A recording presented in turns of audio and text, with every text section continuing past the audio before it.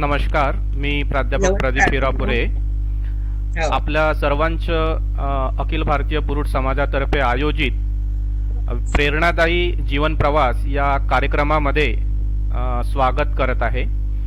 मित्रांनो, आपल्या समाजातील जे ज्येष्ठ बुरड बांधव आहेत आणि त्यांनी आपलं जीवन अत्यंत शांत स्वभावाने, त्याचबरोबर अतिशय प्रामाणिक आणि सत्याच्या मार्गाने आपलं जीवन प्रवास पूर्ण केला आणि आपल्या जीवनामध्ये कुठल्याही वाईट गोष्टीला थारा न देता आपला जीवन प्रवास अतिशय सुख आणि समृद्धीमय केलेला आहे. असे सावणेर येथील आपले बुरड बांधव नंदरामजी बोरकर आणि त्याचबरोबर त्यांच्या पत्नी हिराबाई नंदरामजी बोरकर आपल्या या कार्यक्रमामध्ये आज सामील झालेले आहेत.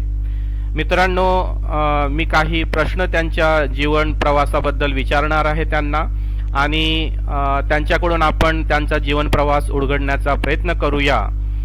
आपल्याला सर्वांना सांगायला अत्यंत आनंद होत आहे की आपल्या बुरुड समाजामध्ये हे नंदरामजी बोरकर आणि त्यांच्या पत्नी दोघेही उच्च शिक्षित आहेत आणि दोघेही नोकरीवर होते आणि मॅडम आणि त्याचबरोबर सर हे दोघेही शिक्षक पेशामध्ये नोकरी करून सेवानिवृत्त झालेले आहेत.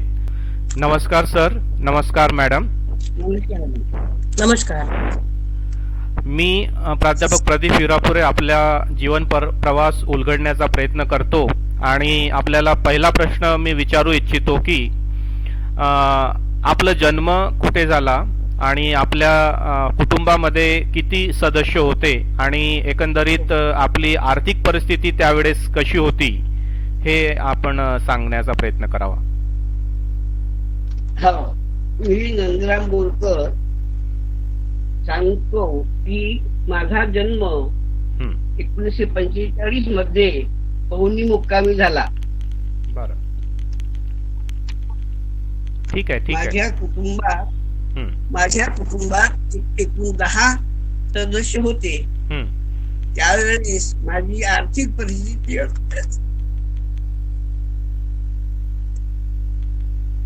हलाखीची होती. हा मॅडम, तुमचा जन्म कुठे झालेला? माझा जन्म सावनेरला झाला आणि माझ्या कुटुंबात सदस्य होते. 3 भाऊ, 2 भाऊ, 3 बहिणी, आई वडील आणि मी. आमच्यामध्ये एवढे सदस्य होतो, परंतु माझा जन्म सावनेरला झाला आणि माझ्या जन्म झाल्यानंतर भाऊ आणि वहिनी सगळे शिकलेले होते. त्यामुळे तशी परिस्थिती वडिलांची गरिबीचीच होती, परंतु थोडेसे हातभार लावून त्यांनी परिस्थिती दुरुस्त केली आणि भावांनी वगैरे मदत केली. भाऊ शिकले होते, वहिनी शिक्षिका होती नागपूरला महानगरपालिकेमध्ये.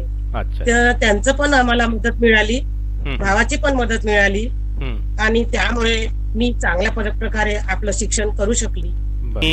हालाकीच्या परिस्थितीत असताना सुद्धा तुम्ही उच्च शिक्षित आहात दोघेही.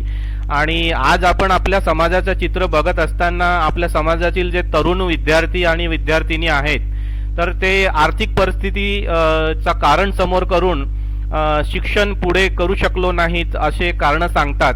तर आपल्या समाजातील तरुण तरुणींसाठी तुमचं जे काही व्यक्तिमत्व आहे, तुम्ही तेवढ्या हालाकीच्या परिस्थितीमध्ये त्याही 50 वर्षाच्या अगोदर उच्च शिक्षित झालेत, तर तुम्ही तुमची शैक्षणिक वाटचाल कशी झाली याबद्दल आम्हाला ऐकायला आवडेल. तर मी पहिल्यांदा सरांना विनंती करतो की तुम्ही तुमचं प्राथमिक शिक्षण कुठून झालं, माध्यमिक शिक्षण कसं झालं, त्यानंतर ग्रॅज्युएट कसे झालेत आणि एकंदरीत तुमची शैक्षणिक वाटचाल कशी झाली याबद्दल आम्हाला थोडं सांगावं. माझी प्राथमिक शिक्षण पवनीला झालं, 4थ्या वर्गापर्यंत. नंतर नगर परिषद म्युनिसिपल हायस्कूल पवनी इथं माझं मॅट्रिक पर्यंत शिक्षण झालं. बरं. मॅट्रिकच्या नंतर आम्ही दोघही भाऊ, लहान वाला मास्तर आणि मी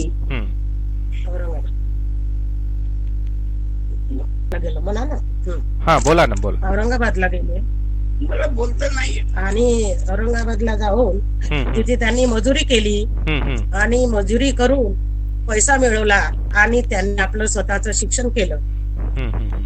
तर तिथे ग्रॅज्युएट पूर्ण नाही झाले, ते हम्म. अधुरेच राहिले होते. बरं. त्याच्यानंतर मी थोडीशी मिळाल्यानंतर हम्म. त्यांचं शिक्षण पूर्ण झालं. अच्छा अच्छा अच्छा. आता मी माझं सांगते. हा. माझी शैक्षणिक वाटचाल हम्म, खूप चांगली होती, हम्म, कारण माझी वहिनी शिक्षिका असल्याने आणि मोठा भाऊ पण महानगरपालिकेमध्ये कार्यालय होते आणि लहान भाऊ पोलीस होता. हम्म, हम्म. त्याच्यामुळे मला मार्गदर्शन दोघाही भावाचं वहिनीचं खूप चांगलं मिळालं आणि मी बहुतेक भाऊ आणि वहिनी जवळच राहत होती आणि त्यांच्याकडे त्यांचे सगळे अविचार माझे अविचार समजून घेत होते आणि मला त्यांचीच मदत झाली आणि म्हणून मी त्यांच्याकडून सगळं इथे सगळं चांगल्या तऱ्हेने शिकली आणि मी माझी वाटचाल सुरुवात चांगली झाली, एवढं सांगू इच्छितो. अच्छा. तुम्ही त्याही काळामध्ये उच्च शिक्षित झालात आणि त्यावेळेस तुम्हाला शिक्षणाचं महत्व कोणी पटवून दिलं किंवा तुम्हाला आपण उच्च शिक्षित व्हायला पाहिजे असं तुम्हाला कसं काय वाटलं? मला लहानपणापासूनच कळलं, कारण मी प्रायमरी शिकत असताना हम्म. मला खेळण्याची खूप आवड होती बरं. आणि मी सुरुवातीलाच तिथेच माझं पहिली ते मॅट्रिक पर्यंत शिक्षण तिथेच झालं सावनेरला. हम्म, हम्म, आणि मी सगळ्या खेळण्यामध्ये प्रावीण्य होतं. हम्म. माझ्याकडे पुष्कळ बक्षिसे होती. हम्म, तसे मला सगळे शिक्षक चांगले मानत होते, हम्म. तसेच मुख्याध्यापक पण चांगले मानत होते. नगरपालिकेमध्ये सुद्धा माझी म्हणजे किंमत करत होते किंवा माझ्या आई वडिलांमुळे. हम्म. माझ्या आई वडिलांनाही मान होता, हम्म. भावांनाही मान होता, हा, कारण शिक्षिका वहिनी होती हा, हा. आणि भाऊ पोलीस होते. हम्म, हम्म. ह्या शिक्षणाकडे वळून त्यांनी आमच्याकडे जास्ती लक्ष दिलं आणि माझी बहीण मधली ती पण शिक्षिका झाली आणि मी पण शिक्षिका झाली. हम्म. परंतु काही गोष्टी समजून घ्याव्या लागते.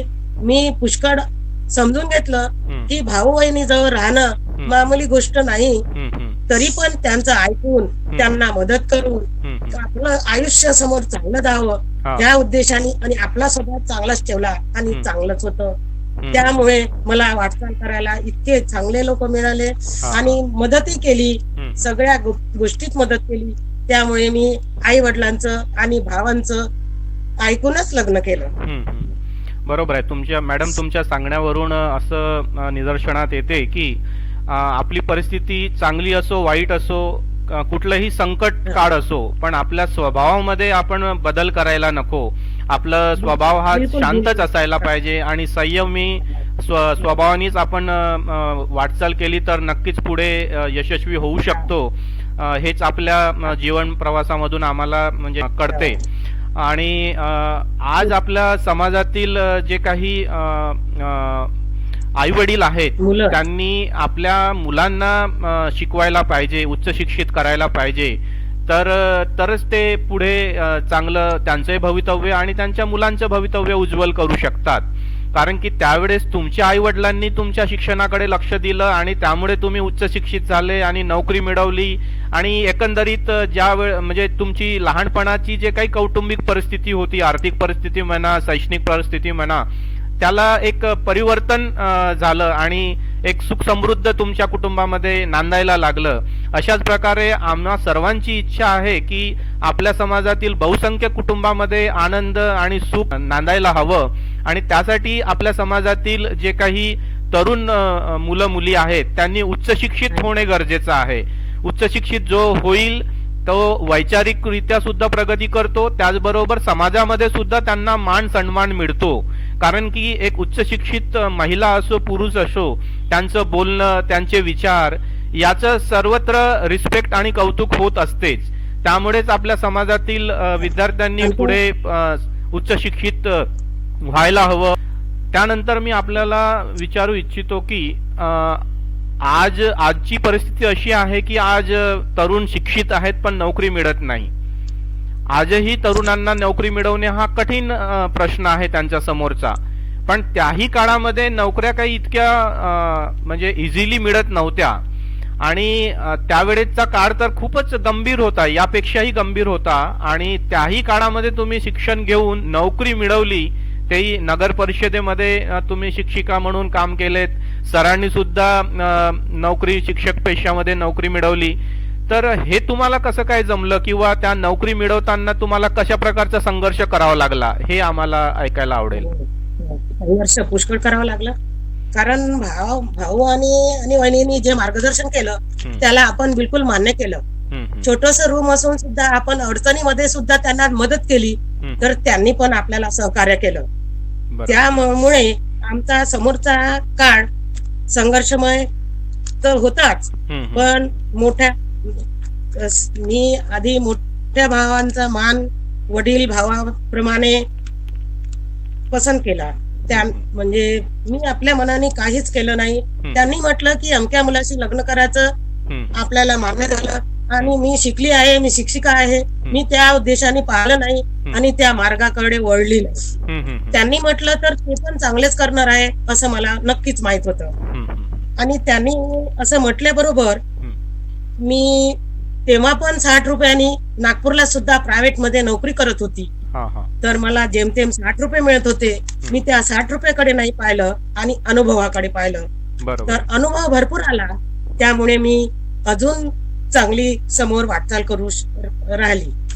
नक्कीच मॅडम, प्रत्येकाचं जो काही आपण यश गाठतो किंवा यशस्वी आपण जीवन प्रवास घडवतो, तर त्या प्रत्येक यशस्वी पुरुषाच्या मागे किंवा स्त्रियेच्या मागे त्यांची जे सुरुवातीचे काळ असतात ते अगदी छोट्या पगारापासूनच सुरुवात केलेली असते. आणि छोट्या पगारापासून जरी का असेना, पण आपण एक शासकीय नोकरीमध्ये किंवा नोकरीमध्ये लागणे हे महत्वाचे असते आणि त्या अनुभवाच्या जोरावरती आपण आपली पुढची वाटचाल सुकर करत असतो. नाहीतर आजचा जो तरुण वर्ग आहे त्याला जर 10,000 रुपयाची नोकरी मिळत असेल, 15,000 रुपयाची नोकरी मिळत असेल, तरी त्याला असं वाटतं की एवढ्या पगारात मी कशाला नोकरी करायला पाहिजे, मी उच्च शिक्षित आहे, मला सुरुवातीलाच 50,000ची नोकरी मिळायला हवी. या प्रकारची जी मानसिकता आपल्या तरुणांमध्ये आहे ती काहीशी मानसिकता बरोबर नाही असं आपल्याला म्हणावं लागेल. कारण की कमी पगार असो का नाही, परंतु आपण सुरुवात नोकरीची करायला हवं आणि त्यानंतर आपल्याला समोर हळूहळू प्रगती करता येते. हे तुमच्या अनुभवातून आपण आपल्या समाजातील तरुणांना सांगू इच्छितो. यानंतर मी आपल्याला विचारू इच्छितो की तुमचं लग्न केव्हा झालं आणि तुम्ही तुमचा जो काही जोडीदार आहे तो निवडताना तुम्ही काय, म्हणजे तुमच्या मनामध्ये विचार आलेत किंवा काय अटी ठेवलेल्या होत्या आणि कशा प्रकारे निवड केली? माझं लग्न 26 मे 1969 ला सावनेरलाच झालं आणि ज्या शाळेत शिकत होती त्या शाळेत तिथे जानोसा देण्यात आलं आणि तिथेच माझं लग्न घरी झालं. परंतु अविचार, अनुभव आणि मान सन्मान भावाचा, वडिलाचा, सर्वांचाच होता आणि त्यामुळे लग्न वगैरे त्यांच्याच मनाने, भावांच्याच मनाने झालं आणि मी त्यांना मान्य केलं. बरं. तर आज सुरुवातीचा चित्र बघितलं, सरांना सांगायचं आहे की तुम्ही कसं काय निवड केली मॅडमची? सांगा त्यांना ते डीएड होती ना, तर काही डीएड असल्यामुळे भावानेच ठरवलं होतं, मला काही माहित नव्हतं आणि मी प्रायव्हेट मध्ये नोकरी करतच होती. लहानपणापासून मी 60 रुपयापासून तर 500-2000 पर्यंत असं केलंच मी आणि स्टाफ चांगला मोठ्या शाळेत, त्याच्यामुळे त्यांनाही माहित होतं की हे टीचर आहे आणि खेळण्यात, शाळेत सगळ्या बाबतीत प्रावीण्य, त्याच्यामुळे त्यांना म्हणणारे भाऊबंद त्यांनी पण सहकार्य केलं आणि त्यांनी मग माहित नाही त्यांनी मान्य केलं. बरोबर आहे. म्हणजे तुम्ही एक उच्च शिक्षित तरुणी होत्या त्यावेळेस आणि सर सुद्धा एक उच्च शिक्षित होते ग्रे, त्यामुळे दोघांच्या कुटुंबांनी विचार केला की नाही हे योग्य जोडीदार आहेत एकमेकासोबत साठी आणि त्यामुळे अशा प्रकारे तुमचा लग्न किंवा विवाह सोहळा संपन्न झाला. हे प्रश्न यासाठी मी विचारू इच्छितो की आधीच्या काळामध्ये आपण विचित्र बघितलं तर जे तरुण किंवा तरुणी आहेत समाजातील, ते आपल्याच समाजातील तरुण किंवा तरुणीशी जोडीदार आपल्याच समाजातला निवडायचे. आज समाजातील तरुण तरुणी सुद्धा प्रेम संबंधातून समाजाबाहेरील जोडीदार निवडताना दिसतात. संविधानाने सर्वांनाच त्यांच्या इच्छेप्रमाणे कुठल्याही धर्माची किंवा कुठल्याही जातीचा जोडीदार निवडायला किंवा विवाह करण्यासाठी स्वातंत्र्य दिले आहे. हे जरी सत्य असलं तर आधीच आपल्या समाजात कमी प्रमाणात का होईना आपण मुलं आणि मुली दोघेही उच्च शिक्षित होत आहेत आणि नोकरी मिळवत आहेत. पण असं चित्र असताना जर आमच्यासारख्या व्यक्तीला असं वाटते की आपण उच्च शिक्षित झालो, नोकरी मिळवली, तरीसुद्धा लग्नासाठी आपण आपल्या समाजातीलच बरोबरीची शिक्षण घेतलेली नसेल तरीसुद्धा आपल्या खालोखाल शिक्षण घेतलेल्या जोडीदाराशी लग्न करून समाजातील एका व्यक्तीचं भविष्य आपल्यामुळे जर उज्ज्वल होऊ शकत असेल तर ते उज्ज्वल करायला काही हरकत नाही, असे विचार करणे आज काळाची गरज आहे. आपल्या समाजात योग्य असा जोडीदार निवडण्याचा प्रयत्न करूनसुद्धा जर समाजातील आपल्याला योग्य असा जोडीदार मिळतच नसेल तर मात्र इतर समाजातील जोडीदाराचा विचार केल्यास काही हरकत नाही. माझ्या समाजातील लहान भावांना, बहिणींना मी विनंती करू इच्छितो की आपण आपल्या समाजातीलच जोडीदार मिळत असेल तर त्याचा प्रथम विचार करावा. कारण असं विचार नाही केलो तर समाजातील उच्च शिक्षित जोडीदारासमोर प्रश्न निर्माण होऊ शकतात. यानंतरचा प्रश्न आपल्याला विचारू इच्छितो की तुमच्या आयुष्यातील एखादा अविस्मरणीय क्षण की तो तुम्ही कधीच विसरू शकत नाही. मी माझ्या आयुष्यातील मी तुम्हाला अविस्मरणीय म्हणजे दिवस वेळ सांगते की मी माझं लग्न झालं होतं आणि मी परत तिथे काही जमलं नाही पवनीला, तर सावनेरला येऊन गेलो. त्याच्यानंतर भावाने म्हटलं की माझ्याकडे राहा, तर तिथे राहायला लागलो. आम्ही किरायाची रूम घेतली आणि यांना मग रेल्वेमध्ये प्रायव्हेट मध्ये लावून दिलं थोड्या पैशावर. आता हेही करत होते आणि मी प्रायव्हेट मध्ये जात होती. तेव्हा अचानक नवीन होती, तर लग्न झालं होतं. तर तो मोठा मुलगा जन्माला आला. बरोबर आहे. तो जन्माला आल्याबरोबर मला काम करायची म्हणजे वेळ मिळाला नाही. आणि त्यावेळेस माझ्याकडे रूम छोटीशीच होती तिथे नागपूरला, कारण मिळकत थोडीशी, रूम पण थोडीशी. बरोबर. आणि ते पाऊस येत होता, ते खाटेवर पडत होतं. तशा परिस्थितीत माझ्या वहिनीनी, भावांनी मला मदत केली. तिथे जवळच राहत होतो आणि त्यांनी सहकार्य केलं. परंतु पावसामुळे ओलं होते का माझ्या बहिणीचं बाळ, म्हणून त्यांनी म्हटलं की बाई तू माझ्या इकडे माझ्या रूम मध्ये ये झोपायला आणि मी जावया बरोबर तुमच्या रूम मध्ये झोपतो, असं म्हणून. ते वेळ खूप कठीण होती. इतर भावानी म्हटलं आणि जेमतेम महिना 6 महिन्याचा बाळ, काय परिस्थिती झाली होती की गळत होतं घरात, खाटेवर गळत होतं. तेव्हा त्यांनी मला आपल्या रूम मध्ये झोपायला सांगितलं आणि तो माझ्या रूम मध्ये गेला. मला हाही वेळ खूप अविस्मरणीय वाटते आणि माझ्या भावाचं, वहिनीचं कौतुक करावंसं वाटते. नक्कीच मॅडम, तुम्ही आज इमोशनल होऊन राहिले ते सगळ्या क्षण सांगत असताना, परंतु मला सांगायला अत्यंत आनंद होत आहे की त्यावेळेच्या त्या संकटमय परिस्थितीमध्ये तुम्ही संयम दाखवलं आणि संयमाने राहिलेत. असं नाही की आपली मिळकत कमी आहे आणि आपल्याला लोकांना दाखवायसाठी मोठे खूप श्रीमंत आहोत हे दिखावा न करता ज्या परिस्थितीमध्ये तुम्ही आहात आणि जे काही तुमची मिळकत होती त्याच आर्थिक परिस्थितीमध्ये तुम्ही स्वतःला सावरून संयमाने संसार चालवला. आणि त्यामुळेच आज सांगायला आनंद होत आहे की तुम्ही सावनेर ठिकाणी सुद्धा चांगलं मोठं घर तुमचं स्वतःचं आहे. आज नागपूरमध्ये सुद्धा मोठं घर तुम्ही एक बनवू शकलेत. आणि ह्या सगळ्यापर्यंत पोहोचण्यासाठी संयम हा खूप महत्वाचा असतो.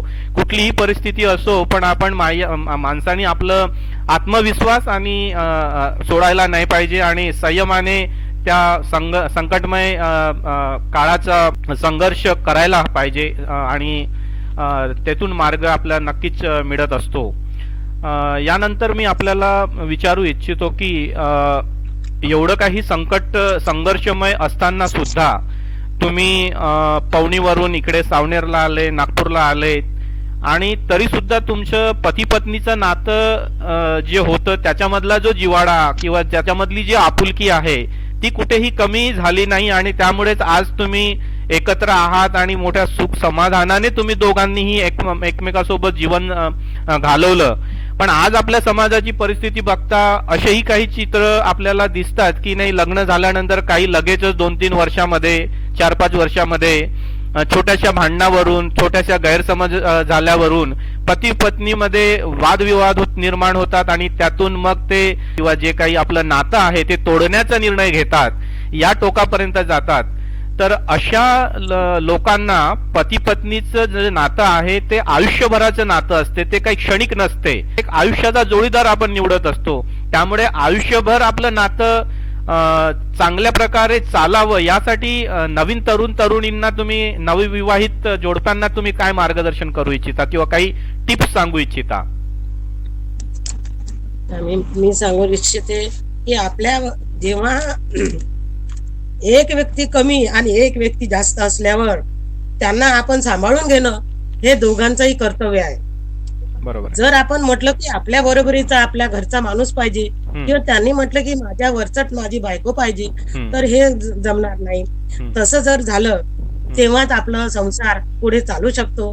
संयमता आणि कारण परिस्थिती दोघांवर असते आणि आपल्या समाजाच्या परिस्थितीकडे पाहून पुढची चाल त्यांनी करायलाच पाहिजे.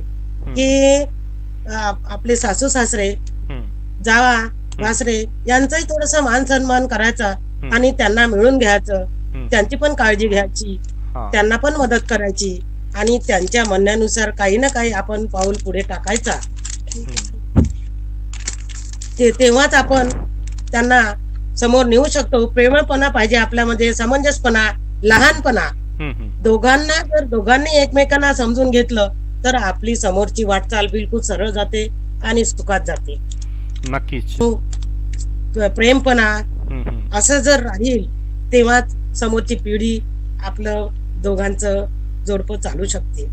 नक्कीच मॅडम, कारण की जेव्हा पती पत्नी म्हणून किंवा लग्न विवाह बंधनात अडकणारे जे कोणी पुरुष आणि महिला आहे किंवा तरुणी आहे, हे दोन वेगवेगळ्या कुटुंबातून येत असतात आणि दोन्ही वेगवेगळ्या कुटुंबामधले जडणघडण झालेली असते. त्यामुळे असे दोन तरुण आणि तरुणी एकत्र येतात विवाहानंतर आणि त्यामध्ये नक्कीच दोघांच्याही स्वभावामध्ये फरक असतो, दोघांच्याही शिक्षणामध्ये फरक असतो, दोघांच्या विचारसरणीमध्ये फरक असतो.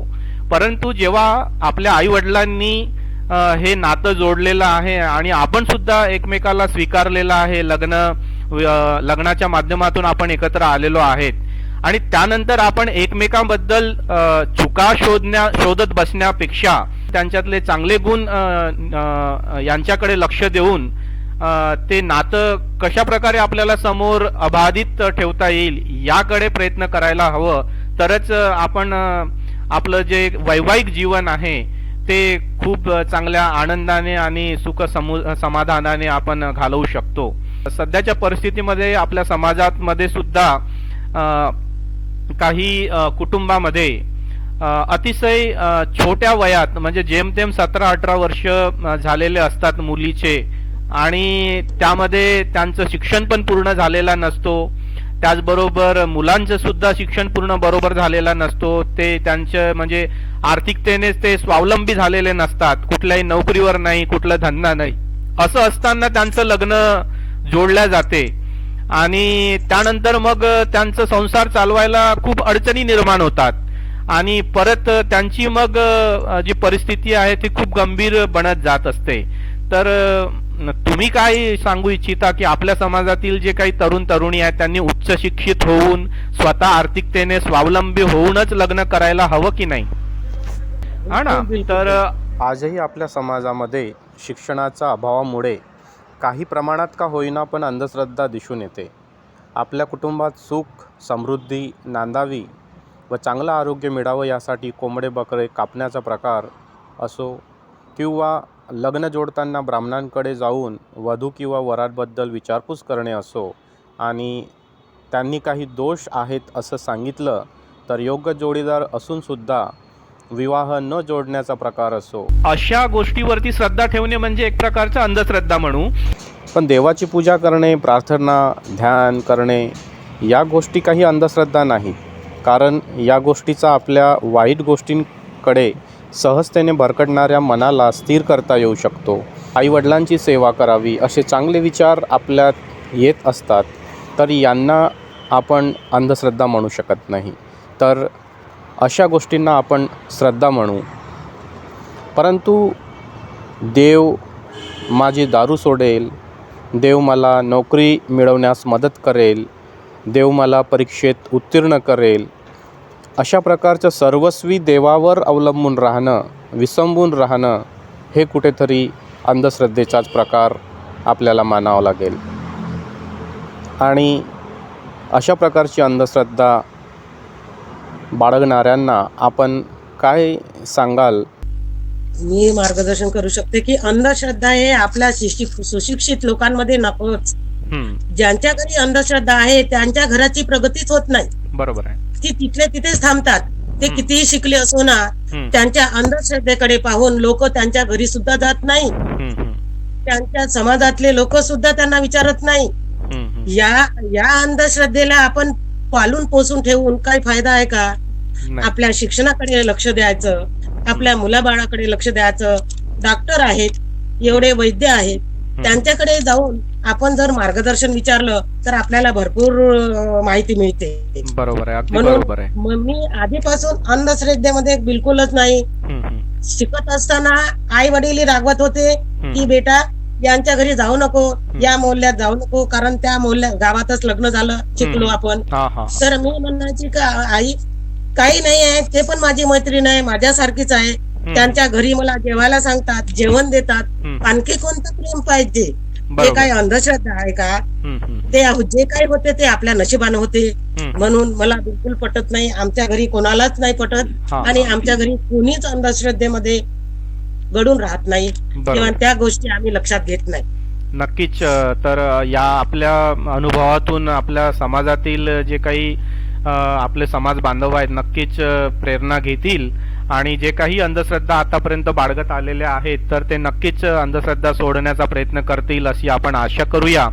त्याचबरोबर अजून एक प्रश्न विचारावासा वाटते की आपल्या समाजामध्ये मिळकत तर कमीच असते लोकांना, बऱ्याचशा जणांना, तरी सुद्धा वेश्नाधीन मार्गाला बरेच लोक जात असताना दिसतात. आणि आधीचे लोक म्हणजे वयस्कर लोक सुद्धा वेश्नाधीन मार्गाला जाऊन आपलं आयुष्य तर खराब केलेलंच आहे, पण आपल्या समाजातील जे काही नवीन तरुण मंडळी आहे त्यामधले पण काही तरुण तरुणी वेश्नाधीन मार्गाला जाण्याचा प्रयत्न करतात. तर अशा लोकांना तुम्ही काय मार्गदर्शन करू इच्छिता? म्हणजे मुख्यतः म्हणजे दारू वगैरे पिऊन आपल्या पत्नीला मारणे हे वगैरे हे प्रकार आपल्या याच्यामध्ये पण दिसून येतात. आपल्या घरूनच सुरुवात असते. कारण मोठ्यांनी जर असं काही चूक केली तर ते मुलं पण करू शकतात. त्यांच्याकरता मोठ्यांनी सुद्धा मान सन्मानाने वागायचं आणि जे आधीच्या याच्यामध्ये जे झालं त्याला विसरून हे आपलं कोणत्याही व्यसनाच्या अधीन जाऊ नये आणि आपलं कुटुंब सुरळीत नेऊन इच्छा केली तर ते चांगले. काही का मिळकत असे ना तर आपण बिलकुल आपलं कुटुंब पुढे नेऊ शकतो. गरिबीतही आपले दिवस चांगले जातात. नक्कीच मॅडम. वेश्नाधीन मार्गाला जाणाऱ्यामुळे पण असंख्य कुटुंब उद्ध्वस्त झाले हे आपल्या डोळ्यासमोर चित्र बघायला मिळते. पण या तुमच्या अनुभवातून आपण हे आशा करू इच्छितो की आपल्या समाजातील जे बरेचसे कुटुंब वेश्नाधीन मार्गाला जात असतील किंवा त्यांचे आई वडील वेश्नाधीन मार्गाला गेलेले असतील, पण कमीत कमी नवीन पिढीने तरी त्या मार्गाने जाऊ नये. कुठल्याच व्यसनाचा नाद घेतल्याने कोणाचंही चांगलं झालेलं नाही. तर कुठलाही व्यसन असो, मग तो दारूचा असो, काही खर्ऱ्याचा असो, तंबाखूचा असो, कुठल्याही प्रकारचं व्यसन असो, त्या व्यसनामुळे माणसाच्या आरोग्याला हानिकारकच असतोय आणि माणसाचं आयुष्य हे उद्ध्वस्तच करण्याला कारणीभूत असतो. त्यामुळे आपल्या माध्यमातून का असेना किंवा या कार्यक्रमाच्या माध्यमातून का असेना, पण आपल्या समाजातील नवीन तरुण तरुणींना आपण आव्हान करूया की कुठल्याही व्यसनाधीन किंवा वाईट मार्गाला जाऊ नका. आणि शेवटचा प्रश्न आपल्याला मी विचारू इच्छितो की आपल्या एकंदरीत समाजाची परिस्थिती बघता आपला समाज आर्थिक परिस्थितीने, वैचारिक परिस्थितीने सर्व क्षेत्रामध्ये कुठेतरी मागे आहे इतर समाजाच्या दृष्टिकोनातून. तर आपल्या समाजाला आपण प्रगतीपथावर न्यायासाठी किंवा सर्वांगीण विकासासाठी आपल्या समाजातील जे तरुण तरुणी आहेत त्यांना उच्च शिक्षित करणे आवश्यक आहे. आणि त्यामुळेच आपण मागच्या 5-6 वर्षापासून वेगवेगळ्या कार्यक्रमाच्या माध्यमातून आपण हे प्रयत्न करत आहोत तरुण तरुणींना मार्गदर्शन करण्याचं. तर आपल्या तरुण तरुणींनी उच्च शिक्षित व्हावं आणि समोर आपल्या समाजाची स्वतःची प्रगती साधताच आपल्या समाजाची सुद्धा प्रगती साधता येऊ शकते. यासाठी तुम्ही आपल्या नवीन पिढीला काय मार्गदर्शन करू इच्छिता? नवीन पिढीला आपण एवढंच सांगू शकतो की थोडस 2 गोष्टी आपल्या घरी किंवा समाजातील चांगल्या सुशिक्षित लोकांनी आपल्याला 2 मार्ग सांगितले चांगले, ते आपण लक्षपूर्वक ऐकून कठीण परिस्थितीत का राहत नाही ते आपण निभवली पाहिजे. आता पवनी मधले असे किती पोरं आहे की ते आले, नागपूरला शिफ्ट झाले, कंपनीत कामाला लागले आणि मला तेल नाही मिळत, मातीचं तेल नाही मिळत, तर राहायची सोय नाही, असं करून 4-5 पोरं गाव सोडून चालले गेले. मग तिथे कोणती परिस्थिती झाली यांची? त्यांच्यामध्ये सहनशीलता होती का? कोणत्याही परिस्थितीत, कशीही परिस्थितीत त्यांनी दिवस काढायलाच पाहिजे होतं. आज ना उद्या तर दिवस निघालेच असते ना. बरोबर. तर हे तरुणांनी लक्ष द्यायला पाहिजे. छोटं का असो, आपण छोट्यापासूनच मोठ्याकडे वळतो, म्हणून छोटी नोकरी आधी करायची, त्याच्यापासून आपली प्रगती होतेच. आणि नाही झाले तरी आपण कोणतंही काम करू शकतो. आजकाल कामाला काही कमी नाही आहे. बरोबर. आणि मार्गदर्शन आपण विचारायचं एकमेकाला, एवढं सांगू इच्छितो मी. नक्कीच मॅडम, तुम्ही अतिशय योग्य मार्गदर्शन सांगितलेलं आहे. कारण की प्रगती साधायची असेल तर गावातच राहून काही प्रगती होत नाही. तर आपण गावामध्ये शिक्षण घेतल्यानंतर उच्च शिक्षणासाठी गाव सोडावं लागेल. एखाद्या वेळेस तुमचं शिक्षण तुमच्या गावात जरी होत असेल पूर्ण, पण एखाद्या नोकरी मिळवायच्यासाठी तुम्हाला गाव सोडावं लागेल. तर आपण नुसत्या गावात राहायचा हा विचार कुठेतरी सोडून द्यायला हवं नवीन तरुण तरुणींनी. आणि आपल्या स्वतःची प्रगतीसाठी, नोकरी मिळवण्यासाठी आपला गाव सोडून नक्कीच शहराकडे वाटचाल करायला हवं आणि नोकरी मिळवायला हवं. कारण की जोपर्यंत आपण गाव सोडणार नाही तोपर्यंत आपली प्रगती होणार नाही. आणि तुमच्या आयुष्यात सुद्धा हेच झालं की सर जरी पवनी सारख्या ठिकाणी होते, परंतु लग्नानंतर तुम्ही त्यांना सावनेर आणि नागपूर सारख्या ठिकाणी आणलं आणि त्यामुळे तुमची प्रगती खऱ्या अर्थाने झाली. अशाच प्रकारे आमचं सुद्धा कुटुंब हा पवनी मधलाच होता. आमचे आजोबा सुद्धा पवनीचेच होते, परंतु बहिरे असताना सुद्धा माझ्या आजोबांनी आपल्या मुलाबाळासोबत स्वतःची प्रगती साधण्याच्या दृष्टिकोनातून पवनी सोडून आरमोरीला आलेत आणि तिथे आपलं घर वगैरे प्रस्थापित केलं. आणि तिथे आल्यामुळे म्हणजे माझे वडील म्हणा किंवा काका लोक हे चांगले उच्च शिक्षित होऊ शकले आणि त्याच्यानंतर त्यांनी नोकरी मिळवली आणि स्वतःची प्रगती साधता त्यांच्या कुटुंबामध्ये आमच्यासारख्यांचा जन्म झाला आणि त्यामुळेच आमची सुद्धा प्रगती झाली आणि आम्ही सुद्धा उच्च शिक्षित झालोत.